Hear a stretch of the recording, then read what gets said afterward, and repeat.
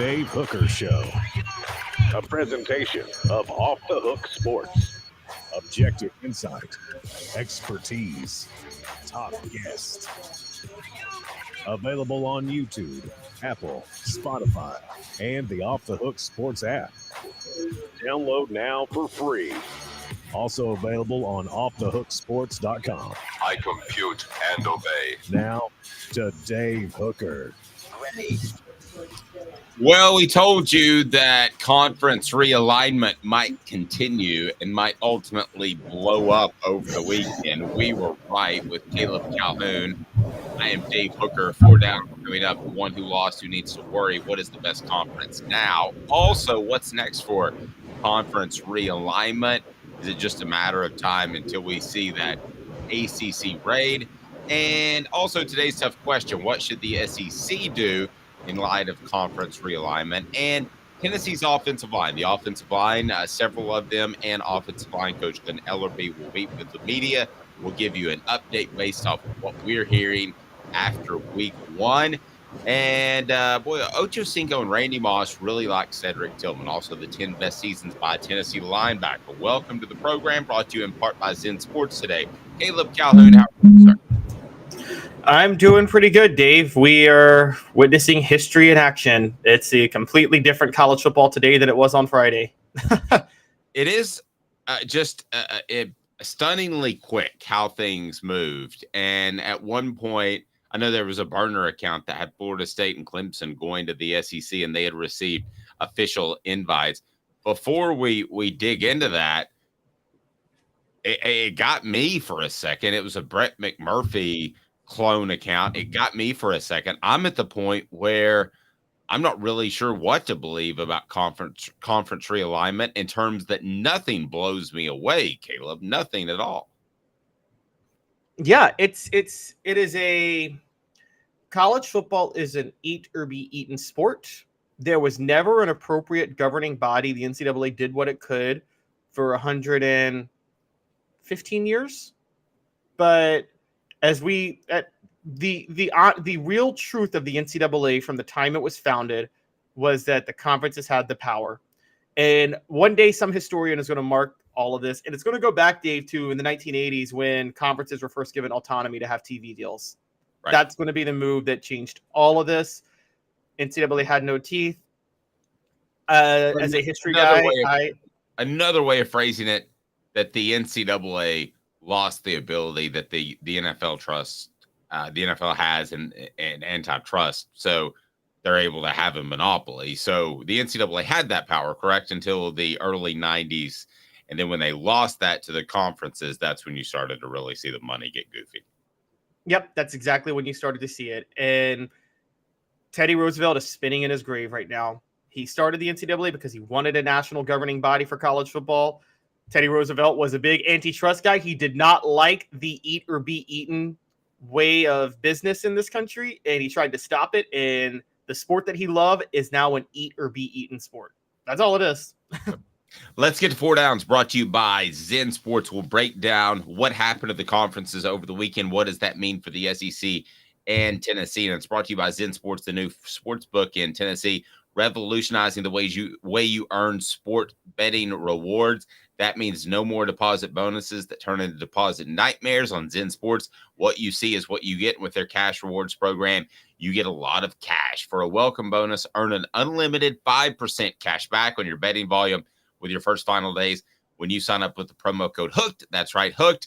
That's right, unlimited 5% cash back. Keep betting, keep earning with up 3% cash back on your betting volume every month after that. And refer friends to earn a percentage of their betting volume as cash rewards too. Zen Sports bringing the cash back to Tennessee. So if you bet big on sports, you want to be betting on Zen Sports. Zen Sports betting just got better. So give us a recap if you've been out and about over the weekend at the lake or wherever, hiking, whatever you do with your weekend before football season, because I know what you do after that.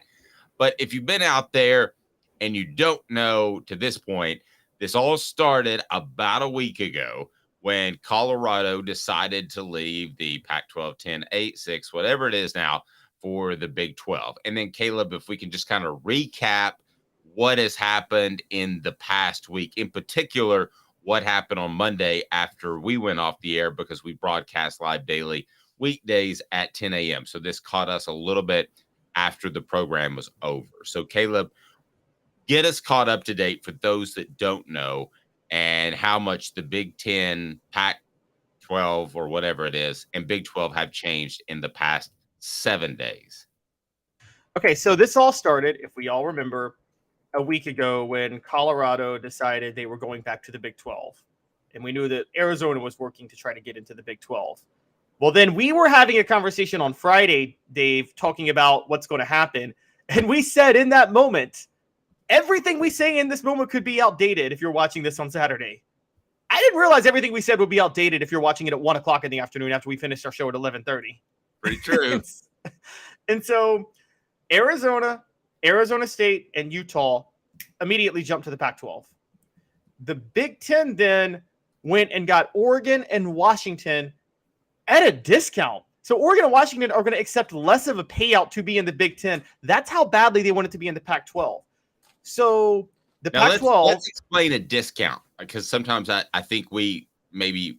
So it's hard sometimes to see the forest for the trees. Basically, what they're saying is we believe that Washington and Oregon had an opportunity to come along with Southern California and UCLA.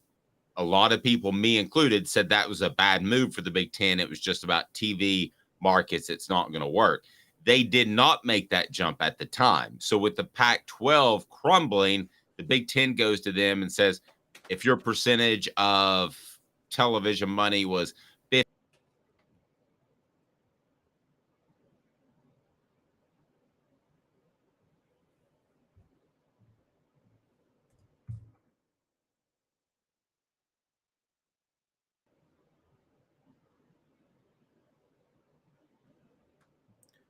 Dave, I believe we have lost Dave Hooker.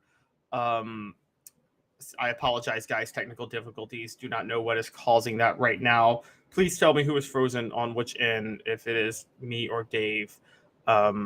We apologize. We will try to get this going, try to get this rectified as quickly as possible.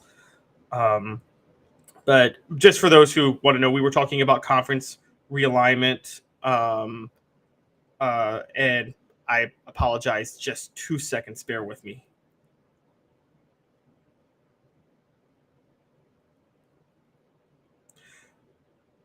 Guys, while we're doing this, I want to go to the message boards for a minute. We hope Dave will be back with us quickly. But let's go to the message boards. Why don't you guys, let's talk a little bit about conference realignment with you guys while we're waiting on Dave to fix this issue. Let's hope he gets back to it quickly. I think that this was something that was inevitable for a long time. Rack it out, Tom, you bring out a good point. The NCAA should have a Judge Landis moment and given sole consolidated power to one person with the authority to actually do things the right way. I understand that, but the NCAA never actually had that authority. You can't really blame the NCAA. The courts didn't let the NCAA have that power. If you remember what Dave and I were talking about, they tried to wield autonomous power in the 1980s. But in the 1980s, with cable advent, Supreme Court rulings gave conferences autonomy for TV deals. So conferences got a lot more power after that.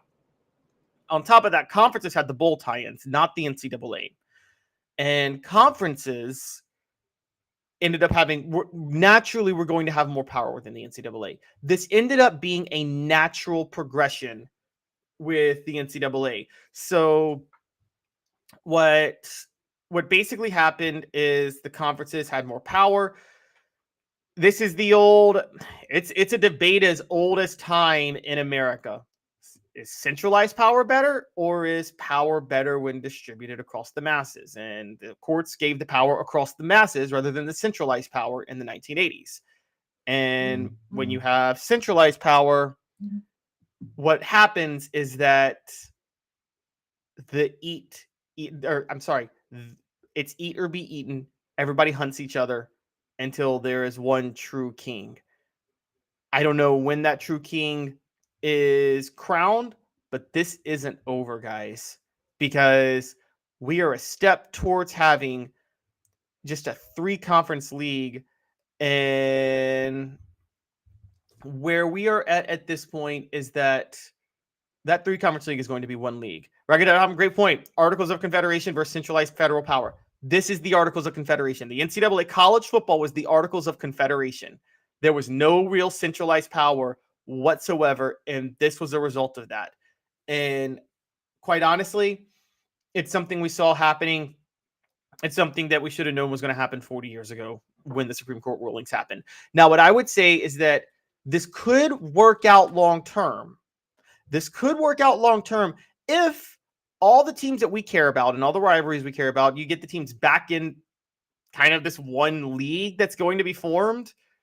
You could actually have them separate the conferences. Within the conferences, you have divisions, and then they have their own divisions, which would be like old school conferences, but there's more centralized power now, whether that be the SEC, the Big Ten, or some conglomeration of the two.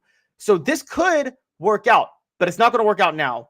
And it's going to be a very awkward thing to see over the next 10 whatever years, because I don't know when this is going to end. It'll probably have to do with the TV deals. So let's try to get Dave back on real quick, just keeping you guys an update. Just 1 second. But yeah, just give me you guys' thoughts. Dan Yoder says you're going to have 2 conferences with 3 divisions each. Sound familiar? NFL? Yes, it could. Yes, that's a very strong possibility that the NFL model. My hope is that the conferences have a larger. My hope is that the conferences have a larger base of teams than the NFL, so they actually do separate it more on a regional basis whenever this happens. And I don't know when it's going to happen. D says Caleb, college football historian, A+, vocal talent and beauty evaluation skills, F- because Taylor Swift will never equal a pimple on Dolly Parton. I'm not going to repeat that. Not as an artist or woman. D, agree to disagree. Taylor Swift is a legend. And I will go to my grave with that one. But as for conference realignment, funny enough, sorry guys, I'm just going to give. I'm in conversation with Dave real quick. We're going to try to get him back on.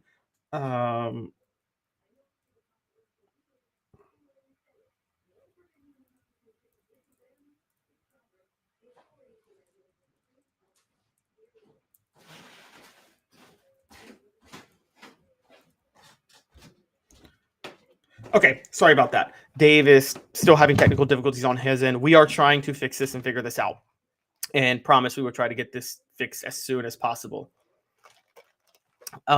So Rocky.Tom says, I had an argument over YouTube this weekend with someone. Is the eventuality of college athletics that the athletics themselves split away from college and become a minor league farm system? I think that's possible. I think that's possible with pay and all. I would say that the connection to the college does still generate a bunch of fans, but I would not put it past them at all to kind of become their own farm system. I think the benefits of it being affiliated with the college are still great. They're still too great. So I think it is effectively going to be a minor league system, but I still think it's very, very strongly possible that they're affiliated with the college. Like, there's still benefits for the players, even in the NIL age. There's benefits of being in college on scholarship. That hasn't changed, and so we're not gonna really see that change. But what I do think is going to happen is that what you're going to see is that there will be, look, I think the money is going to be a lot more out in the open in 10 years. Just thinking something with NIL. I think you're going to see a lot more NIL money coming out, and it's not going to be hidden anymore. It's going to kind of be out where recruits are following the money and the offers and things like that. I think that's what some people wanted with federal regulations on NIL. We still don't know how that's going to end up. I have to be honest with you. But what I will say is that NIL is somewhat going to create a farm system. The question I have is college football going to have the NFL model, or is it going to have what you would call, is it going to have the NFL model, or is it going to have another college football model that's different? Rocky.Tom asks, is there a possibility, like addressed 2 weeks ago, that massive corporations basically fund NIL collectives and collegiate sports become incredibly corporatized? I mean, it already has been, though, Rocky Top Tom. Look at all the names of bowl games. You got the Kraft Bowl or the Cheez-It Bowl or whatever. I mean, even the Elite Bowls have been named for different corporations for a long time. The Nokia Sugar Bowl back in the day. Now it's the Allstate Sugar Bowl.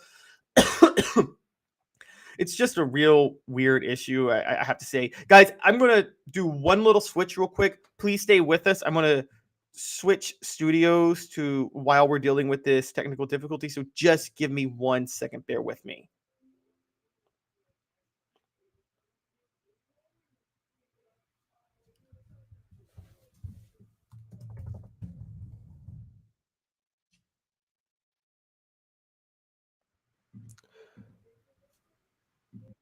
Okay.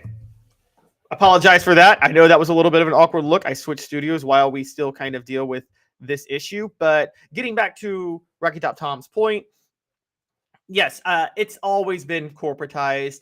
I think college sports, this was what the big argument was with the NCAA and NIL, even if you're for or against it, was laughable to consider this some sort of wholesome organization where student athletes who are there for school are competing to win games for school pride.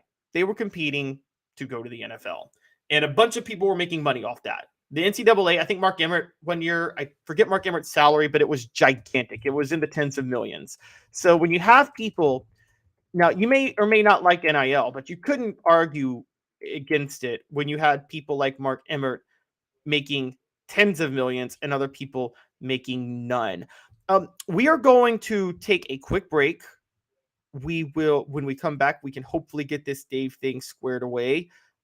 We will see. Not totally sure yet, but we're going to try to fix that situation. Just bear with us. We'll be back in 2 minutes. I will let you know if the issue is resolved or not.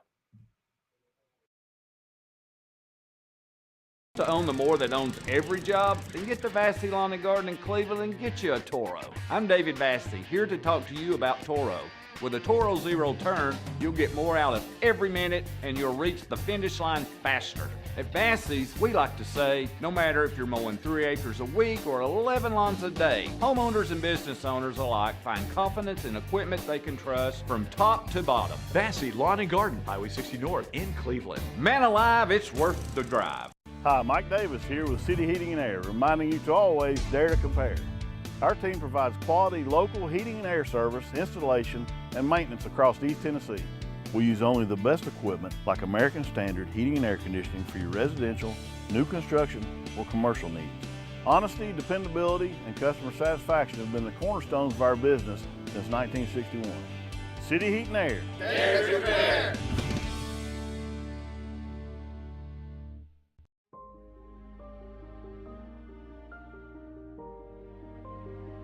Our family has been creating one-of-a-kind pieces of jewelry in West Knoxville since 1986.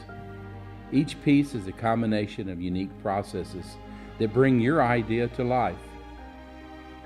Every day in our shop, a truly special item with a story all its own is being manufactured in our facility, bringing the history and family sentiment into a whole new generation of life.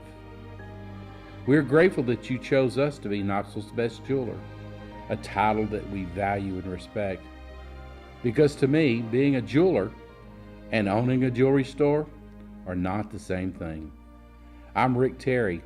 I'm a jeweler, and we want to be your jeweler.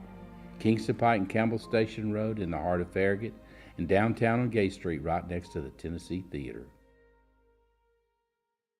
With all that sun, sand, and salt water, the beach is a very relaxing place. Unless you wear contacts. Ow! Open your eyes to the best the beach has to offer with LASIK vision correction from Campbell Cunningham Laser Center. Ah.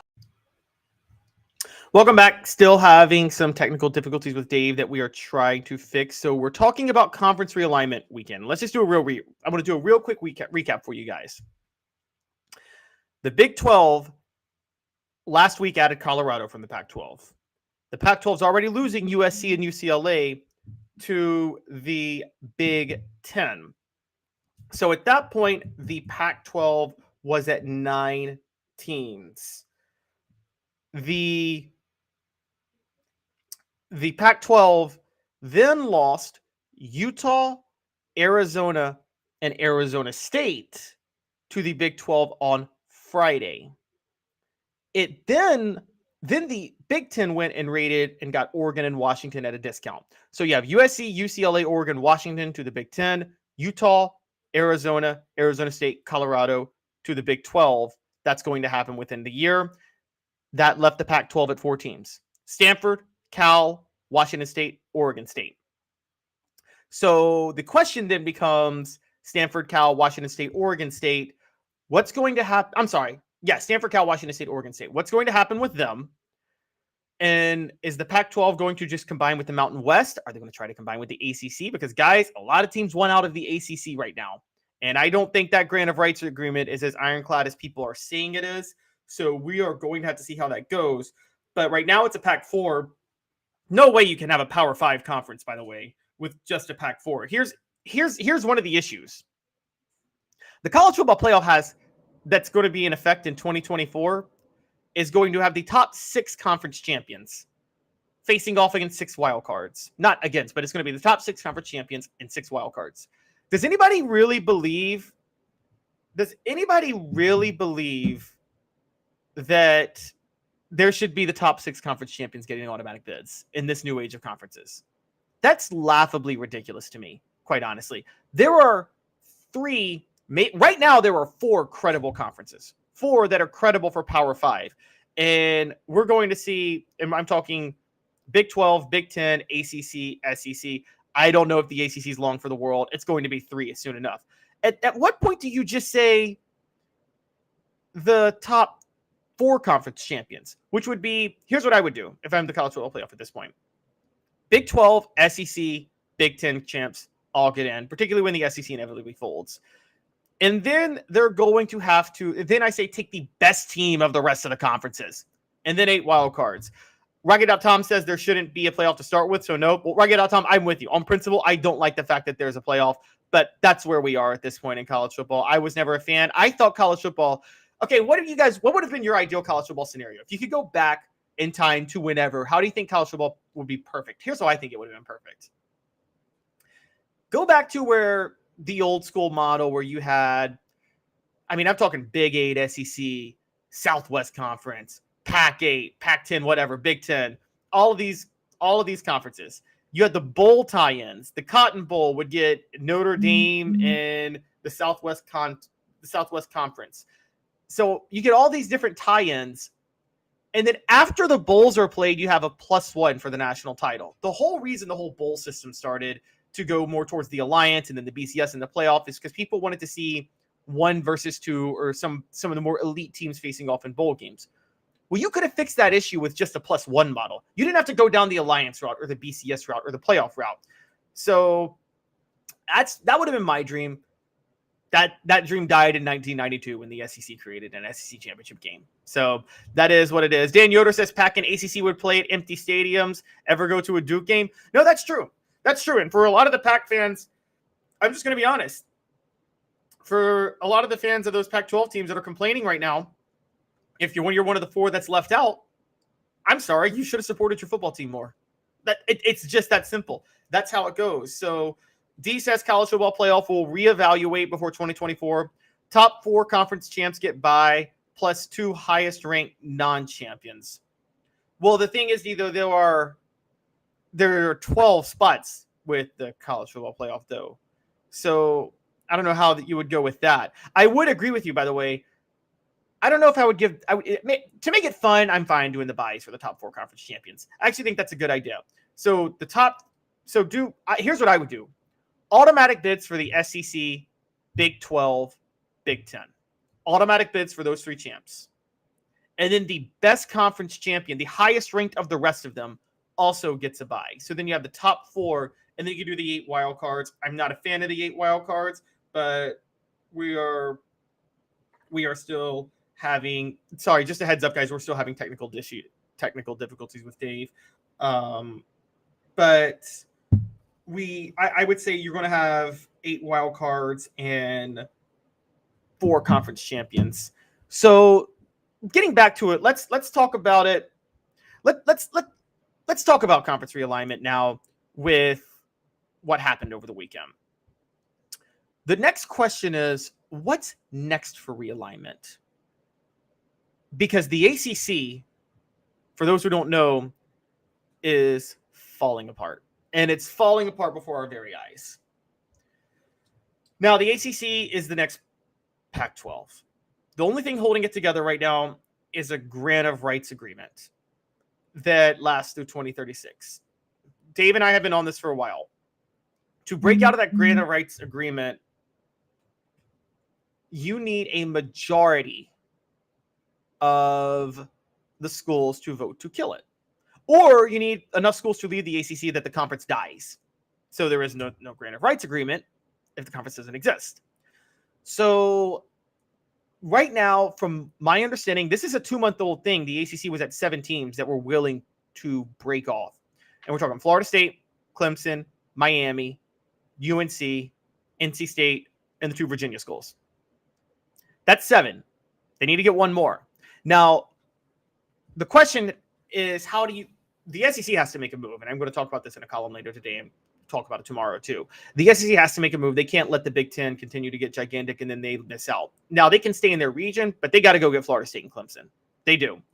I think the SEC should work with the Big 12, kind of a colluding scenario, to promise spots to 8 teams from those conferences, from the ACC. They should give them a promise to say, we have a pledge to take you if you guys kill the ACC grant of rights agreement now. Now, the question would be, the SEC is going to get Florida State, Clemson. Theoretically, they would get UNC at that point and one of the Virginia schools. It's possible the Big Ten will get involved in this because the Big Ten wants to get into ACC country, into ACC country too. I don't know how much the SEC wants that, to be fair, but I don't think the SEC minds if they go into Virginia. So if they take Virginia, for instance, what the SEC needs to do then is go to the Big 12 and say, hey, we kind of need your back on this. Pledge to take maybe 3 teams here or there. One of them could be NC State. One of them, maybe one of the Virginia schools that the Big Ten doesn't want of it. One of them could be Miami. And maybe a Georgia Tech or a Duke or a Louisville, one of those teams. Louisville might be receptive at this point, given the fact that Cincinnati's in the Big 12. That's just something worth looking at. Travis says it should be the top 12, and that's it, regardless of conference, with regard to the college football playoff. Yes, Travis, that's fair, but top 12, regardless of conference, is, I mean, in a few years, conference won't be relevant anyway, so you may have a point because there may just be one giant league. We still don't know how this is all going to end up, but I think it's good for the sport if you do get one Big 12, one Big 10, and one SEC team in there. The best from each of those conferences get an automatic bid. Add some level of democracy to it if you miss. But anyways, the point back to it is, what happens with the ACC? When does the ACC fold? And this is the question we need to ask ourselves. When does the ACC completely collapse? Because it is very, very clear that Florida State is working overtime to get out of the ACC. And I don't think Clemson is that far behind, guys. And if those 2 leave, I think you're going to try to see Miami try to leave. You're going to see a bunch of other schools try to leave. Again, you just need 8. You just need 8 to kill the conference. You're at 6 who are gung-ho, 7 who are willing.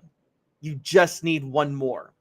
And the question is going to be, where do they all go? My prediction with how this all ends up, I've been pretty firm on this. I think Florida State, Clemson, UNC, and Virginia Tech end up in the SEC. I think Virginia ends up in the Big Ten. And I think the Big Ten will hold out for that 20th team because I think they still have that open invitation to Notre Dame that we all know about. And then I think that what's going to happen is you'll have NC State and Miami end up in the Big 12. Now, last on that list is probably who's the next team that the Big 12 would want to add? I would argue they should maybe look at going after Louisville. They can go after 2 schools, Louisville, Duke, Louisville, Georgia Tech. I mean, Duke and NC State in the Big 12 would actually be very good for that conference. I mean, the Big 12 already has their only teams east of the Mississippi River right now are Cincinnati, UCF, and guys, help me out. Who's the third team from the Big 12? West Virginia. If the Big 12 can get if the Big 12 can get a couple North Carolina schools and another Florida school, that helps travel for the Big 12 out there, and the Big 12 then is very, very, very strong. Dan Yoder says ACC folds when FSU is gone. Well, Dan, FSU is only leaving if it does fold because they need the ACC to fold, because otherwise the ACC will enforce that grant of rights agreement. D says SEC takes Clemson, Florida State, North Carolina, Virginia Tech, Georgia Tech, NC State, Louisville, and Cincinnati. ACC is done. D, they're not taking Georgia Tech. The only reason they would take Georgia Tech would be to keep the Big Ten from taking Georgia Tech, but Georgia Tech brings no value. They're not taking NC State if they're getting UNC. They might take NC State if they can't get UNC, but they're not taking NC State if they can get UNC. I agree with you with Virginia Tech. I mean, if the SEC wants to go to 24 teams, Louisville and Cincinnati could be on there, but there's not much value with those yet. The biggest values, this is the values in order of the programs. Florida State, Clemson, UNC, Virginia. That's the top four. That's the clear-cut top four. And then Miami, Virginia Tech, and NC State. It's that order, basically, of value. And so I do think what helps the SEC, where the SEC is going to have a fight on its hands, is with the Big Ten with UNC and Virginia. Those are AAU schools, which the Big Ten cares about its academics, and AAU schools are a big deal for them. On top of that, they bring a lot of extra value. So the Big Ten, I think, is going to go all in on UNC and Virginia, and actually they have more to offer them than the SEC does at this point, because the SEC has dropped the ball a lot. And it's kind of a big deal how much the SEC's dropped the ball. So that's kind of a concern. But I will say that the Big Ten, if they do add those schools, the SEC's always had the option of NC State and Virginia Tech. The Big Ten doesn't have the option, really, of NC State and Virginia Tech. So that's just worth paying attention to. But the Big Ten has right now out-finessed the SEC. You got Oregon, Washington, USC, UCLA out west. You got a nice little travel region right there. Perfect for them. And the SEC has to be careful. But pay attention to what happens to the ACC. That is kind of a big thing. Dan, you say Georgia Tech, academic Big Ten. Yes, the question, though, is does Georgia Tech bring enough value for the Big Ten? It's a TV market, and it's academics. But Georgia Tech is not that good of a brand, and brand does matter. I mean, it matters a lot. Again, if it was just about TV markets, Big Ten would have jumped out to add Oregon and Washington last year when they could get the Seattle and Portland markets. That's not going to happen this year. I mean, that's not what happened. Now, Big Ten was only going to take them at a discount. Nathan says Big 12 gets fit. That's a good one, actually. Pittsburgh as a Big 12 team is good. Also, Syracuse, Boston College. There are going to be some teams left out. Maybe not as much as we think, though. Because, guys, it's possible the Big 12, SEC, and Big 10 get so big that they each get 24 teams, which would be more Power 5 teams in the future than there are right now. Because I think there are 69 Power 5 teams right now. That gets you to 72 just in 3 different conferences. So watch out. There's a lot that could come out of this. And there's a lot more news to get to from it. I'm going to write something on it today, and we'll talk again about this tomorrow, because it's about what's the SEC's next move, because I don't know what it is. And that's kind of a big deal. Portions of the program are brought to you by Andy Mason Real Estate. That's right. Before we get going, portions of the program are brought to you by Andy Mason Real Estate. And I just want to say to everybody tuning in, we do have some technical difficulties. That's why Dave's not on. But for the best practices and for the best prices and services in real estate in Knoxville, there's just one place. AndyMasonRealEstate.com. Andy and his partners have been in the real estate business for a combined 40 years. They know how the market works and how to save you hundreds of tens of thousands of dollars. Andy Mason at AndyMasonRealEstate.com. Got a little Tennessee football to talk. Going to move on from conference realignment now and talk some Tennessee football. There was a story that came out over the weekend. Tennessee football does not have anybody on the list of top 50 PFF players entering 2023 in college football. No Vols. Not Joe Milton. Not Squirrel White. Not Dylan Sampson. Not anybody. Not Cooper Mays. Not Javonte Spraggins. They didn't have anybody make the list. On top of that, Action Network has broken down the drop in production per team, and it was analytically driven, and it showed that Tennessee has lost more production than any team in the SEC entering this year.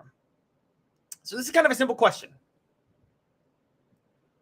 Are we undervaluing how much production Tennessee football has lost from last year. That's quite honestly a bit of a concern if you think about it. Hendon Hooker's gone. Jalen Hyatt's gone. Cedric Tillman's gone. It's very possible that Tennessee could be in real trouble this year, and we haven't thought about it. Because, again, they don't have any standout players. Now, we think Squirrel White will be in the top 50 by the end of the year. Hopefully, if you're a Tennessee fan, Joe Milton is in the top 50 by the end of the year. You want a couple of defensive guys to get in there maybe, but PFF is not some magazine.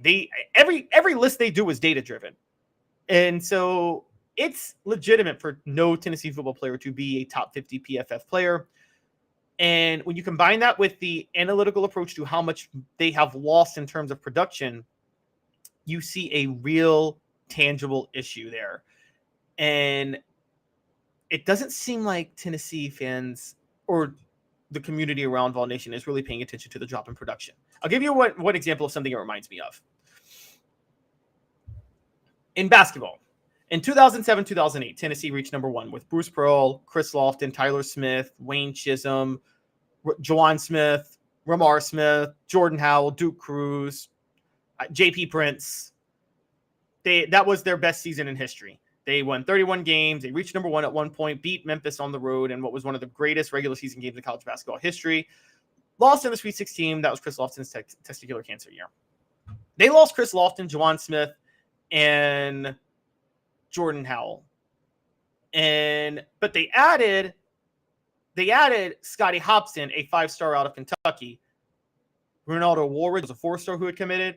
Cameron Tatum had been a redshirt who had come up and was expected to step in line. And leading scorer Tyler Smith was back. Looking at the potential and the talent, there was a belief that Tennessee would just pick up where it left off the year before. They didn't. They had a massive drop-off. Because no matter how good your talent is or your new talent or the new faces, the drop in production can't be undervalued. And Tennessee, while they have bodies, more bodies now probably than they had last year in terms of depth, they don't have the proven production. Joe Milton is still not proven like Hendon Hooker was going into last year. And also, by the way, Joe Milton is not proven like Hendon Hooker was going into 2021. I know Hendon Hooker did not win the starting job initially, but people forget this. Ask Virginia Tech. Go back to 2021. Ask Virginia Tech fans about Hendon Hooker and Michigan fans about Joe Milton. Virginia Tech fans were very upset to see Hendon Hooker go. They wanted Justin Fuente, their coach, fired for how he treated Hendon Hooker. Michigan fans were happy to see Joe Milton go. They were happy to see him gone. So that is a big issue. And we still don't have proof that Milton can offset the loss in production from Hendon Hooker. Everybody's going to bring up the Orange Bowl game and what he did in garbage time last year. Orange Bowl game is one game, and Clemson played a bare defense that game. They particularly tested him over the middle. And garbage time doesn't mean a lot when you look at the defense. Red Rider 69 says, don't think about what you lost. Think about what you gained. Don't engage in sour grapes. Okay, but what you lost matters. Drop in production is a big deal. One of Tennessee's biggest advantages last year was that they returned so much production, even though they had fewer bodies than a lot of other schools. That was one of the reasons they did go 11-2. So this is a real tangible concern. And Rocky Tom is right. Clemson didn't get off the bus for that Orange Bowl game. They were not happy to be there. Travis says Michigan doesn't like running QBs. They've always been in love with that Brady-type QB. Okay, but still, Joe Milton as a pocket does have to be able to throw from the pocket in Josh Heupel's system. And they did not like him at Michigan and how he threw from the pocket. And Rocky Tom's right. They had key players out. Dan says UT used 4 receivers all year. 2 of those are back. Score will plug into Hyatt's spot. Running backs are going to be better. Quarterback is the question. Well, they really used 3.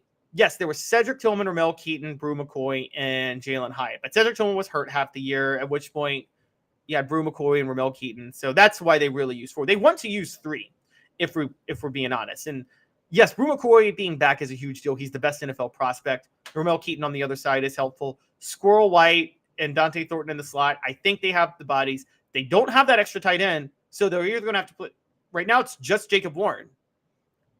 They don't have Darnell Wright at right tackle. That's the biggest loss possible. So Darnell Wright at right tackle. Look, we're going to talk a little bit about the offensive line. They haven't found an adequate replacement for that yet. They thought Gerald Mincy would be the replacement for Darnell Wright. He's not been that. He hasn't lived up to it. They have issues and concerns at right tackle. We have Cooper Mays, who we're going to talk about, who has praised the play of the offensive line. And you'll see that on the interview that he did with us. But that does not mean everything he's saying is true. You're just naturally going to praise your team sometimes in practice. I will say that. And Gerald Mincy not taking over that right tackle role is a bit of a concern. Rocky.Tom says Joe is going to be this year what he always has had the potential to be. O-line will stay healthy. He's going to ball out, and either Keaton or McCoy will be Robert Meacham this year. Wow, that is a gigantic expectation. Robert Meacham, for those who don't remember, was the All-American in 2006, set the school record for receiving yards in a season. So, Rocky.Tom, that's pretty ambitious. I don't know if they will do that because I think they're going to spread the ball to those two wideouts. I think it's more likely, once again, you see one of the slot guys, either Squirrel White or Dante Thornton, be that. I could be wrong, though, because Brew McCoy is the best NFL draft prospect on this roster, bar none. Brew McCoy is the guy. If you were an NFL draft scout and you could pick one player from Tennessee this year, you would take Brew McCoy. It doesn't even matter what you need at that point. You take Brew McCoy. But it is a concern that Tennessee doesn't have any top 50 PFF players. Again, data-driven. And it's also a concern that Tennessee, according to Action Network, lost the most production of any team in the SEC. That stuff matters. The bodies are there. They're deeper. But losing this type of production is a big deal. Sticking with that point, though, I don't know if you guys saw this. Chad Ochocinco and Randy Moss giving Cedric Tillman some love. According to NFL Rookie Watch, Cedric Tillman is reportedly thought to be the best young receiver to enter the NFL in the past 15 years, based on what Randy Moss said. Randy Moss said it's not even close, and that every NFL owner should be upset. That's not what Randy Moss used, but I'm going to use that word. Should be upset that they passed on him. Tillman led the Browns in receiving in the preseason opener with 2 catches for 35 yards. He's reportedly continued to stand out throughout training camp. Browns may have landed a stud. Chad Johnson retweets that and says he was the real deal at Tennessee. Scouts must do their due diligence and homework and not allow injury to ignore special abilities. Hyatt and Tillman are up next. This comes after last week when Hyatt was balling out in practice with the Giants and kind of proved me and Dave wrong, who kind of thought Hyatt was a system guy. It kind of looks like Jalen Hyatt is a legit receiver and legitimately won that Biletnikoff Award. So when you bring that up, and when you bring up what we're talking about with Cedric Tillman, that may add to the concern of the drop in production, of the loss of production Tennessee's had. I get they got Brew McCoy back. I get they got Ramel Keaton back. I get Squirrel White's in the slot. I get Dante Thornton could play in the slot or on the outside. But is this a concern? Losing a guy like Hyatt. I wouldn't say Tillman too much because Cedric Tillman was hurt for most of last year. And when he was in the game, I think Hooker tried to force things to him a little too much. So I just don't think the mesh and chemistry was there last year like it was in 2021. But Jalen Hyatt not being there with Cedric Tillman not being there is a concern based on this. The other question now becomes who's going to be better in the NFL, Cedric Tillman or Jalen Hyatt? Guys, I'm still sticking with Cedric Tillman on this. What we're seeing Randy Moss talk about Cedric Tillman as a superstar wideout.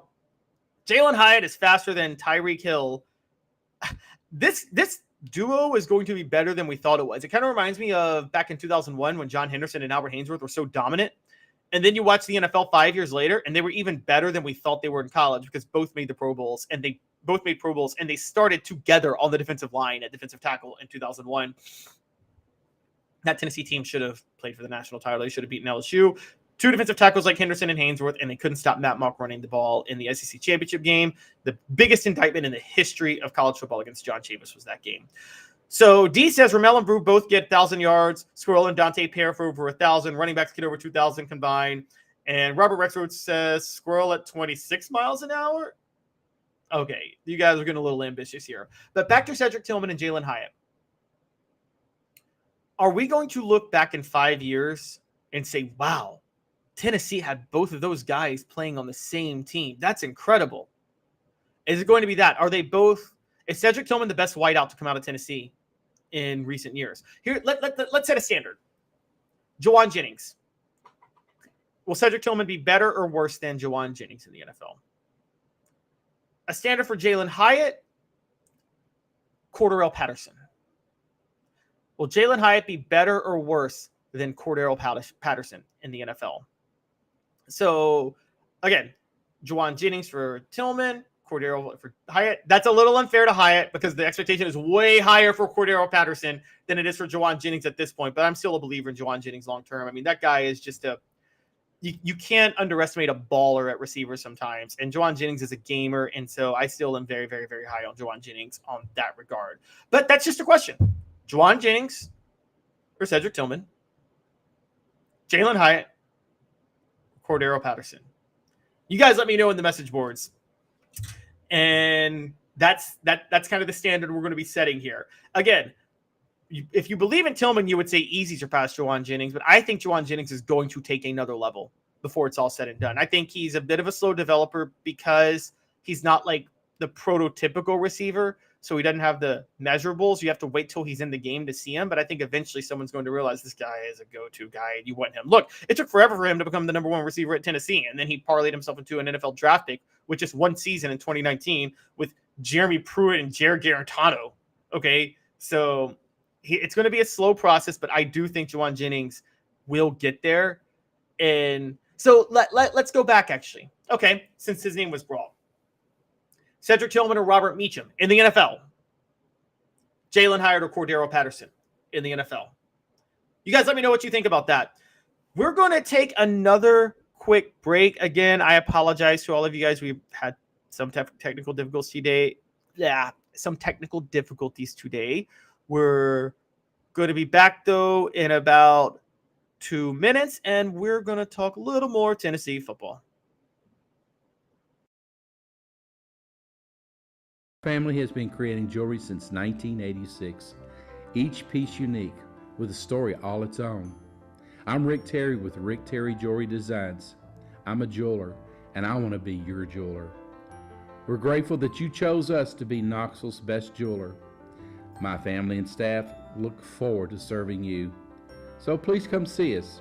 Kingston Pike and Campbell Station Road in the heart of Farragut and downtown on Gay Street, right next to the Tennessee Theater. Hi, Mike Davis here with City Heating and Air, reminding you to always dare to compare. Our team provides quality local heating and air service, installation, and maintenance across East Tennessee. We use only the best equipment like American Standard heating and air conditioning for your residential, new construction, or commercial needs. Honesty, dependability, and customer satisfaction have been the cornerstones of our business since 1961. City Heat and Air. Dare to compare. With all that sun, sand, and salt water, the beach is a very relaxing place. Unless you wear contacts. Ow! Open your eyes to the best the beach has to offer with LASIK vision correction from Campbell Cunningham Laser Center.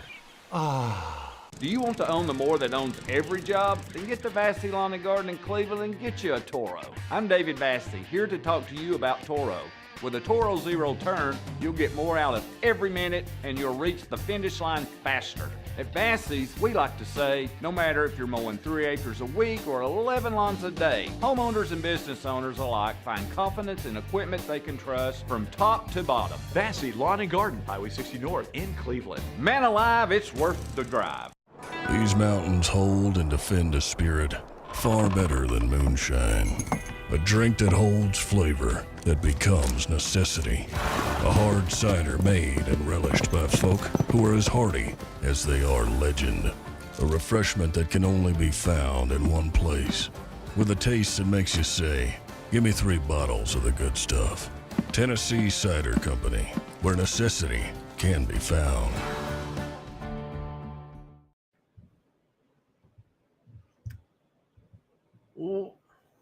Welcome back to the show. Portions of the program brought to you by crafttreats.com. Craft Treats is your home for the best pet treats in the world. They even have CBD infused treats that you can minimize your pet's digestive, arthritic, or anxiety issues. Go to crafttreats.com. We've been talking a lot about conference realignment and the history of that and what it means for the future. And guys, I really appreciate y'all helping me with this. Rocky Top Tom asked about Peerless Price when I was talking about receivers he could fit into the equation. So the unique part about Peerless Price, Rocky Top Tom, was he was a 5'11" wideout.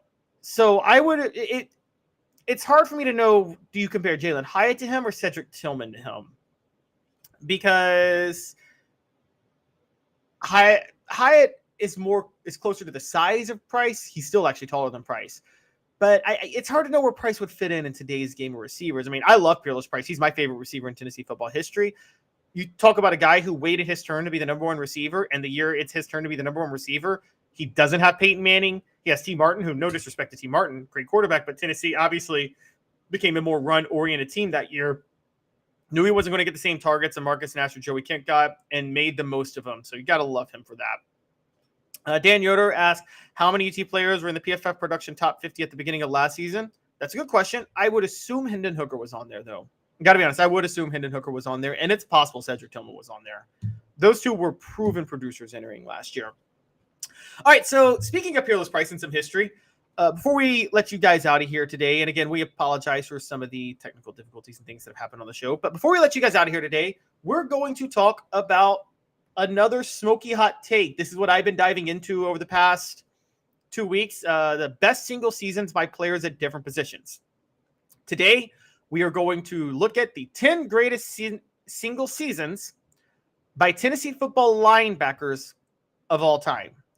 Now, linebacker is actually kind of like receiver, if you think about it, in the sense of the actual position itself wasn't really refined until the 1960s during the Doug Dickey era. So I'm really only going from the 1960s onward. And Tennessee's had some good linebackers. So we're going to start with the default position, and it is Andy Spiva, 1976 at number 10. Tackles were recorded differently back then. And because they were recorded differently, Andy Spiva set the school record for tackles in a season with 194 in 1976. That's never going to be broken. I know it's kind of you could call it an accounting error if you want to, but having that record, you got to put the 76 season by Andy Spiva on there. That was a great producing year in a downtime. Number 9 was Gerard Mayo, 2007. Mayo was actually the outside linebacker for Tennessee in 2006 with Marvin Mitchell as the inside. And then Mitchell goes to the NFL and Gerard Mayo moved over to middle linebacker. And that was a genius move. Mayo thrived at middle linebacker. He had 8.5 tackles for a loss, a pick 6, 1.5 sacks, 140 tackles, 80 solo tackles overall. Gerard Mayo helped Tennessee win the SEC East that year. He was able to parlay that into being a first-round draft pick, Rookie of the Year, Pro Bowler for the Patriots. Gerard Mayo, one of the great players in Tennessee history. Guys, go back and look at that 2007 season he had. It was just incredible. Tennessee was actually very mediocre on defense that year, but Gerard Mayo really kind of kept them going. Gerard Mayo and Eric Berry, obviously, but Eric Berry was just a freshman, and Gerard Mayo did everything he could at linebacker. That dude was amazing. Number 8, Jack Hacksaw Reynolds. Who on here remembers that name? Jack Reynolds, 1969. Helped Tennessee win the SEC championship. He was a converted fullback, actually, and moved over to linebacker in 69, earned All-American recognition for his play that year. Tennessee went 9-1 in the regular season, 9-2 after losing to Florida in the Gator Bowl, but they won the SEC championship, and they were in contention for the national championship in late November.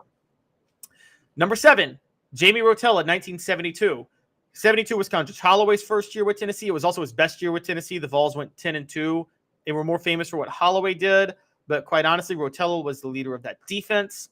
He earned All-American honors. Again, kind of an Andy Spiva type season because he totaled 190 tackles that year. That would not be his totals this year, but you got to give him his respect. He was an All-American. He helped Tennessee go 10-2. He was the heart and soul of the defense that year. Jamie Rotella was incredible. Number 6, Keith DeLong. We talked last week about Steve DeLong as one of the greatest seasons ever by a Tennessee football defensive tackle. Steve DeLong won the Outland Trophy in 1964. Well, his son came and had his own successful season. Keith DeLong in 1988 was one bright spot in a really bad year for Tennessee football. They started the year 0-6, finished 5-6, but Keith DeLong was an All-American linebacker that year, registered 159 tackles and 10 tackles for a loss. And for those that want to judge, actually, Keith and Steve DeLong have a similarity in that 1964 was also a bad year for Tennessee when Steve DeLong won the Outland Trophy. And right after Steve DeLong leaves, Tennessee enters one of its most legendary runs, a 10-year run of 10 straight top 25 finishes, 10 straight bowl games, 2 SEC titles over the next 5 years, a national title retroactively declared in 1967. And that started in 65, but Steve DeLong won his Outland Trophy in 64 when Tennessee had a losing record. Similar with Keith DeLong, 1988. Tennessee has a losing record. Keith DeLong's an All-American. Keith DeLong leaves. Tennessee enters the best run of the modern era from 1989 to 2004, where they don't miss a bowl game any of those years. They win 4 SEC championships and a national championship. Very, very similar. Moving on from Keith DeLong at number 6, we're talking about the greatest single seasons by Tennessee football linebackers in history. Number 5, Raynoch Thompson, 1998. Now, Thompson actually earned All-American honors in 1999. But similar to Leonard Little being All-American in 97 when he should have been in 95, Raynoch Thompson was All-American in 99 when he should have been All-American in 98. 99 was more of almost a Lifetime Achievement All-American award. Thompson had 89 tackles despite playing outside linebacker. He had 10 tackles for a loss, recovered a key fumble against Florida. Was a crucial player for Tennessee football in 1998, especially when Al Wilson went down with injury at times. Raynoch Thompson, 1998, one of the greatest seasons ever by a Tennessee football linebacker. Moving on, number 4, Kevin Burnett, 2004. Who remembers that? So 2004, Kevin Burnett had to take on a larger role because Kevin Simon suffered a season-ending injury, which was his second in 4 years at the time. And Burnett was starting alongside Omar Gaither and I believe Jason Mitchell. He had to help bring them along. Burnett was a star, had 120 tackles on the year, 6 tackles for a loss, and he was an All-American. One of the best Kevin Burnett stories was, so Tennessee, that was the year they had 3 freshmen. They started 3 different quarterbacks over the year. 2 freshmen in Eric Ainge and Brent Schaefer, both had season-ending injuries, and then Rick Clausen to finish the season after they got hurt. They actually entered the season planning to start CJ League. So there were 4 different names on the quarterback list throughout the year during that time. They still managed to win the East. It was one of the greatest coaching jobs Fulmer ever did, shocking everybody that year when Georgia was a considered national title contender. Best story of Kevin Burnett, though, is Tennessee starts the year 3-0. They face Auburn at home. That was that epic Auburn team with Jason Campbell, Cadillac Williams, and Ronnie Brown. Tennessee loses to Auburn in a blowout, 34-10. Georgia, meanwhile, blows out the defending national champion LSU Tigers that same day, 45-16, and Georgia is considered a national title contender, David Green's senior year. The next week, Tennessee's going to Georgia. Georgia has beaten Tennessee 4 years in a row. Kevin Burnett in an interview before facing Georgia says, "We will see Auburn again in the SEC title game," making it very clear that Tennessee was going to beat Georgia that day.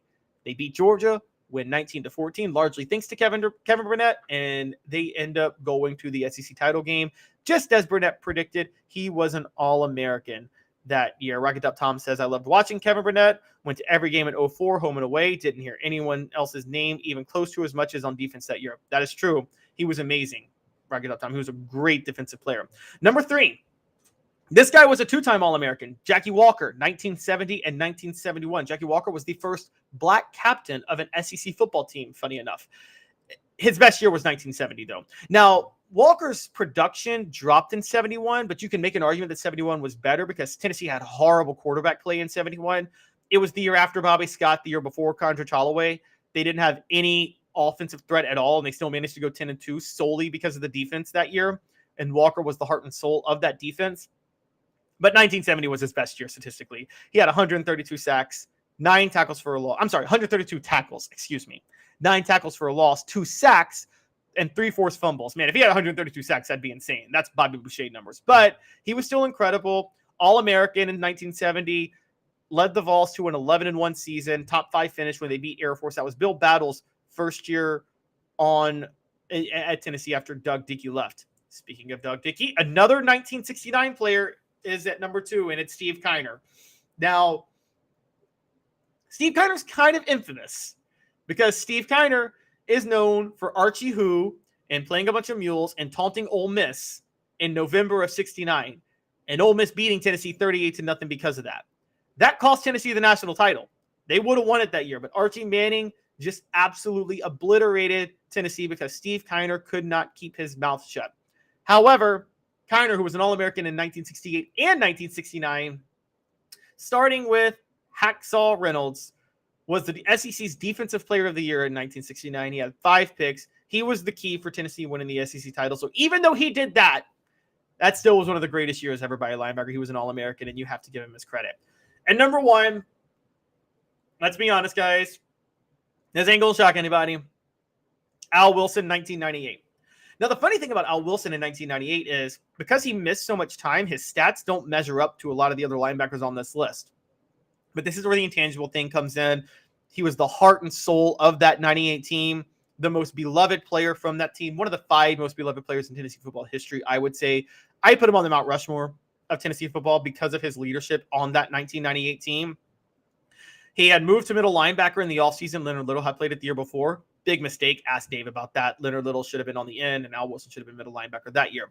Al Wilson moves over. Raynock Thompson starts alongside him. Eric Westmoreland on the other side, but Al Wilson was the heart and soul of that team. In the standout game, because when you have big performances, that matters the most, and obviously against Florida, he's the reason Tennessee ended its 5-year losing streak to Florida because Al Wilson forced 3 fumbles and a half against Florida, and then he laid the hit on, I believe, Doug Johnson in overtime to force an incomplete pass when there was a game-winning touchdown pass to be made in that moment. Al Wilson was the hero of that game. He finished with 4 sacks, 6 tackles for a loss, and is probably one of the most transformative players in Tennessee football history. Record up, Tom Daniel Batuli. I appreciate what you bring out. He's not on this list. He did not make this list. Daniel Batuli was a great leader. I do respect Daniel Batuli a lot.